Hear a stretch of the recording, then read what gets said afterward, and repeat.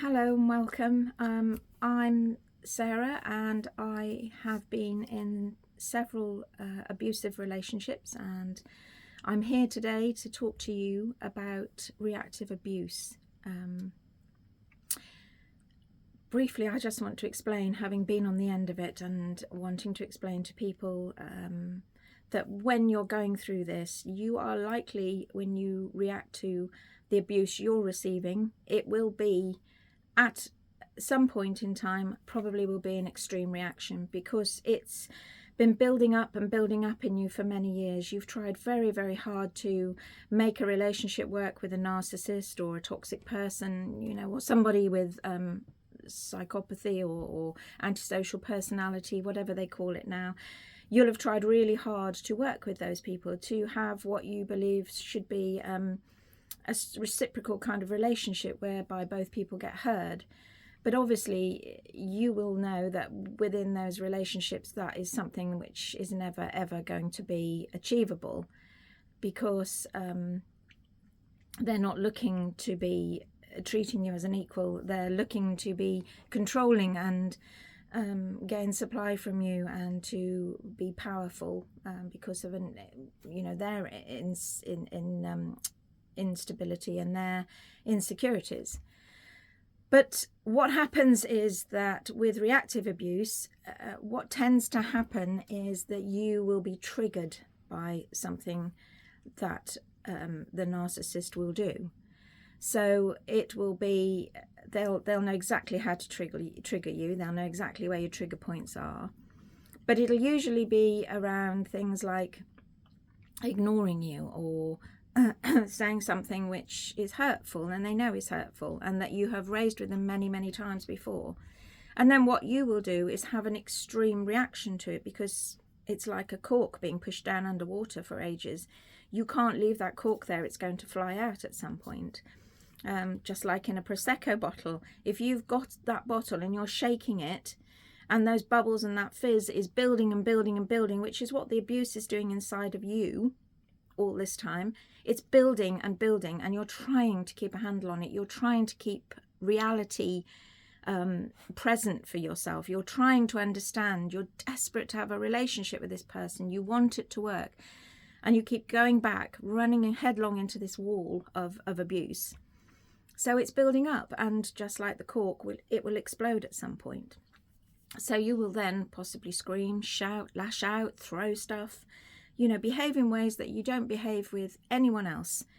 And then what will happen is the abuser will stand there, the narcissist will stand there and look at you and say, look at you, you've got a problem.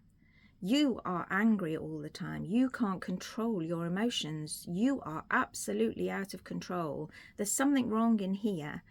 All those kind of comments. And what they are doing is triggering you to get that. Some people will actually record you without you knowing. They'll film you without you knowing, so that they can actually show somebody and say, look, this is what I have to deal with. It's terrible. I don't know what to do. I don't know how to deal with it. They will use it as a weapon and a threat with, they'll then tell you they've done that, and that if you don't do what they want, they'll hold that over you. Look what I've got. Look what I can take to the police. Look what I can say about you. And actually, when you look at these films back or hear these recordings back, you're riddled with guilt and shame, because you do sound mad. You do sound abusive. You do come across as that. So you then have this awful feeling when you walk away thinking, oh God, am I an abuser? I don't know it. Am I a toxic person? Look at me. Why am I behaving like that? And you will spend ages, which is exactly what the narcissist wants you to do. But they will focus on that, and they will help you to focus on it quite nicely, so that you can start to doubt your reality. And when they're doing that, when they're focusing on you, what they're actually not doing is focusing on what caused your reaction and what they did that caused your reaction. So again, they've beautifully shoveled away and shifted the responsibility over back onto you. So there's gaslighting, and there's this reactive abuse, there's triggering, All of it is a nice little package that enables a narcissist to be able to sit down and never ever have to focus on themselves or their insecurities or their bad behavior, and how they're treating others. They don't have to grow, and they don't want to grow.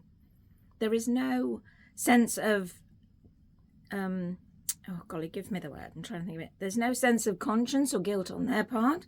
They don't, sorry, excuse me.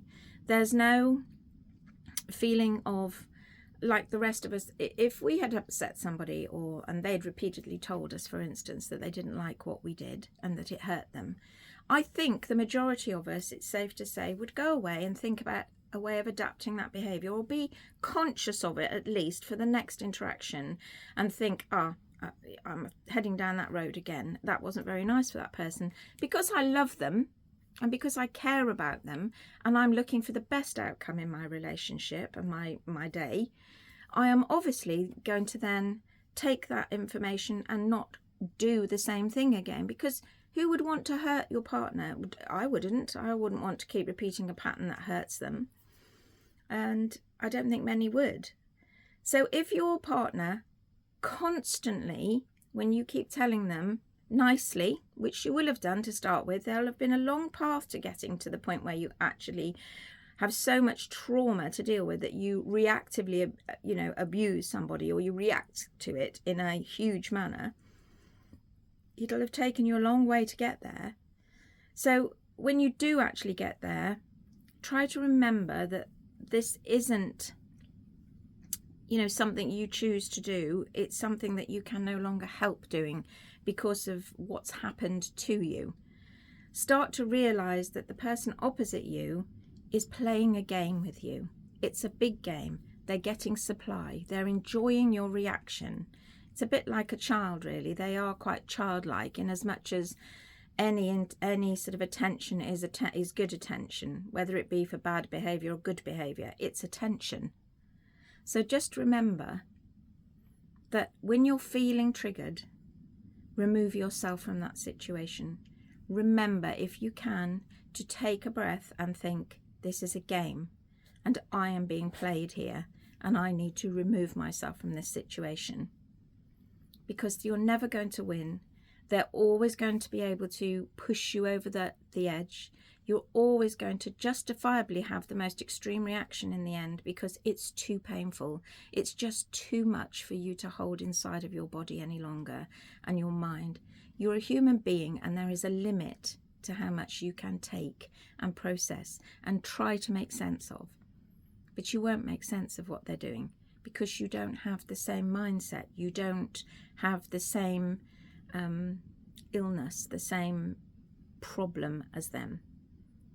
You actually do care. You actually do want a relationship. You aren't looking to be in a relationship just for what you can get out of it. You're looking for a relationship which is nourishing, nurturing, equal, reciprocal, and loving, validating, all of these wonderful words which are not demanding to expect from a relationship. They're just the food that you give to a relationship that enables it to grow in a healthy fashion. If you're not getting that, if someone is constantly triggering you and telling you that your feelings are wrong, or that you're too demanding for wanting them to consider your needs, and that they are filming you or recording you and using things against you as weapons or bargaining tools or threats, all of which has happened to me, you need to see these as one huge big red flag and get help. I know you won't be able to walk away and leave straight away. I understand that. It's taken me many years to do that in my 2 relationships. But there are people out there that you can go and talk to, like myself, who can actually validate what you're feeling, that can actually make you open up and help you, well, not make you, they can invite you to open up and help you to see that what you're going through is not just here in your head. You're not imagining it. You are being gaslit. You are having somebody mess with your mind. They're playing with you. It's almost like being in a cult. They are brainwashing you because they don't have the ability to be accountable or responsible for what they do. And they will always, always focus on your reaction rather than what they did to cause that reaction. It's quite a cowardly way to be, but it does offer control because it leaves the victim running around chasing their tail. And you often stand in front of these people thinking, I know I make sense. I'm sure I'm making sense. Why aren't they getting it? And you'll think of all different ways to put it across. You'll spend hours trying to put it across. You'll change your tone, your body language. You know, you become hypersensitive, hyper alert to their needs. So you will start double thinking, overthinking everything. But at the end of the day, that kind of trauma that you're going through, having to be on high alert, running around with cortisol zooming through your body, the stress of it all, the trauma, you can see why eventually somebody just loses it and ends up by behaving with this reactive abuse. And what it is actually is that you're reacting to abuse. So please don't beat yourself up. Please don't believe it when they say you've got anger issues. You haven't, because you don't do that with anyone else. You don't have anger issues. They just know exactly where to reach in and push the button so that they get the reaction they want that feeds them and makes them feel better about themselves. Okay? So I hope that's helped today. Please, if you're in this situation or you've gone through something similar, please let me know down below. And yes, please share so that we can start to get this awareness out there and help each other to get through these awful situations and the healing process. Part of healing is sharing what you've gone through. Part of healing others is helping to heal others is by sharing what you've gone through. Take the lessons you've learned, the pain you felt, and share it with someone.